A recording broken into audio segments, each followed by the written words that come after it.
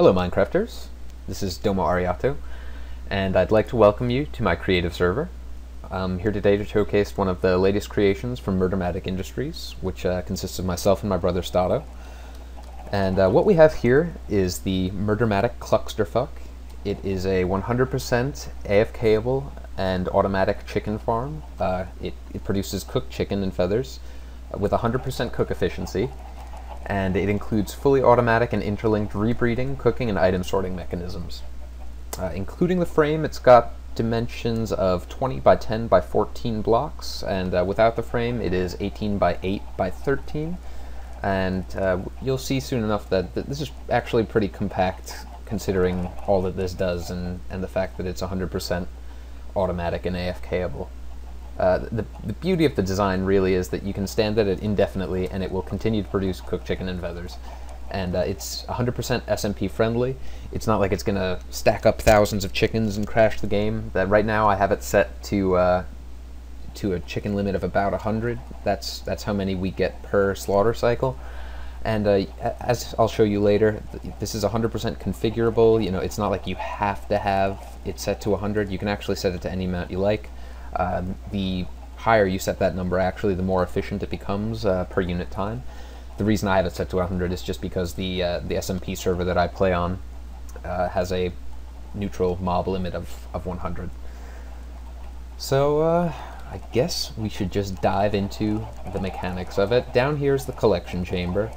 That's where everything gets sorted out in the end. But I want to start up here where the chickens are. As you can see, this is where we have a bunch of chickens. Right now, if I hit F3, it looks like we've got just over 100, which is how I have it set up. And they sit in here. As you can see, there's pistons on either side. They're in a one tall enclosure there. And once there are enough eggs in this chest down here, which they're actually sitting on top of soul sand, the chickens, and the soul sand is sitting on top of hoppers. All of the hoppers chain into this chest. So once this chest has 741 eggs, that's just about enough to make 100, a little more technically, if you go by the average. Then the kill mechanism fires, and these chickens are pushed off of their little soul sand perch here onto this netherrack. So these pistons retract, these pistons extend, and push them onto the netherrack here. Shortly afterwards, the netherrack is pulled down by these sticky pistons and lit by flint and steel in these dispensers down here. And the netherrack is then pushed back up very quickly because chickens only have 4 hearts of health, and if we left it lit for longer than just a split second, it would actually burn the drops. So netherrack's retracted, lit very briefly, and then pushed back up to extinguish. Chickens burn, they run around in agony, and then eventually they die, and water is dispensed from this dispenser here and shoots their drops down to that hopper at the end there. I don't know if you can see it. And eventually the hopper gets chained and brings all of the drops down to here, and from here they go into another series of hoppers with some glass. This is just our sorting mechanism, and it gets sorted into these chests down here, one for cooked chicken, one for feathers, and one for miscellaneous, which, as you can see, has nothing in it, and just kind of a testament to its efficiency. So I'm going to pull everything out of these so you can see what we get on a clean run with 100 chickens. So I'll go up to the top here, and I'm just going to fill in these eggs myself. That way we don't have to wait.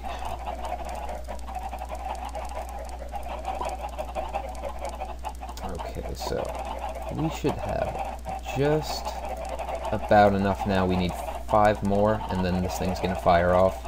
I'm going to put 3 in, and then we're going to go up here, and we're going to wait so we can see what happens. So it should be any second now. We just need these guys to lay 2 more eggs. I guess it would be gals if they're laying eggs. But all the animals in Minecraft seem to be asexual.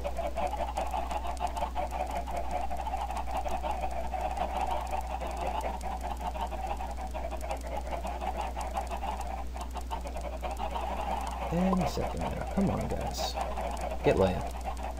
There we go. So as you can see, piston, brief fire, chicken's burning. And right now you might actually be hearing a dispenser going. That's actually chucking eggs to breed new chickens. I'll get to that in just a second, how that mechanism works. And there, as you can see, the water got dispensed, it's pushing the drops over to the hopper there.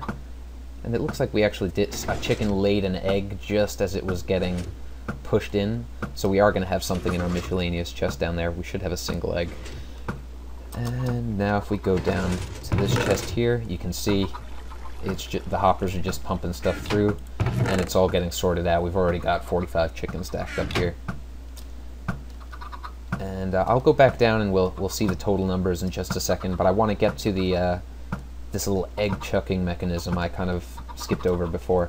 Now this chest has two comparators coming out of it. This one is the one that detects whether it's got over 741 eggs, and it starts the kill mechanism. And this one is to detect when the chest is empty. So when the chest hits 741, it starts the kill mechanism, and it also starts the egg chucker going. The egg chucker, there's a hopper chain going here over to an item elevator, which leads to the egg chucker, and before the kill is activated, this torch is on, and it's stopping the hopper from sucking the eggs through. That's why the eggs don't just go straight through the chest always. That they don't just get laid, go to the chest, and get chucked again. They actually get laid and held in the chest until the kill is initiated. Then this torch goes off, and they're sent up the item elevator. And that also sets, we've got a little RS latch here, and that also sets this RS latch. And the reset signal on the RS latch is controlled by this comparator here. This detects when it's empty, then the signal is inverted. So when it's empty, this torch goes on, and it resets our mechanism. And that's pretty much it. That's how it works. That down here, you know, we've got some. Most of the other circuitry is just like timers and delays and things for the various components of the machine. But the item elevator here, that's another big chunk of it, and the clock that controls the item elevator. Another nice feature of this design is that the item elevator only is working when there's things to be elevated, when there's eggs to be thrown. Otherwise it turns itself off automatically, and it's completely silent. That way you don't have that constant clicking that you'd get with some item elevators that don't sense that. That's all done with a series of comparators as well. They're just hooked up parallel to each other and run down to that timer. And that's pretty much it. Let's go take a look at our yield and see exactly how we did. I think we had just over 100 chickens, and we've got just about 100 cooked chicken. That there actually might have been, I don't know, some other mobs down there somewhere, that cow or something. So that could explain the extra 2 that I counted on my entity count. But it looks like we got almost all of them, and we've also got about 89, 90 feathers, and that 1 egg that I was expecting. So all in all, a very good haul, and as you see, I didn't really have to do anything. That if I wasn't adding those eggs manually, they would have just been laid eventually, and the entire thing would have triggered, and the eggs would have chucked, and they would have been rebred. So you know, I'm pretty happy with the design. That it's been refined a lot. It used to be a lot bigger. But I used to use lava for the kill mechanism. It was producing a lot of uncooked chicken and burning a lot of the drops. But this way is really very, very efficient and 100% AFK-able. So if there's enough interest from the YouTube crowd, you know, I might be persuaded to do a tutorial.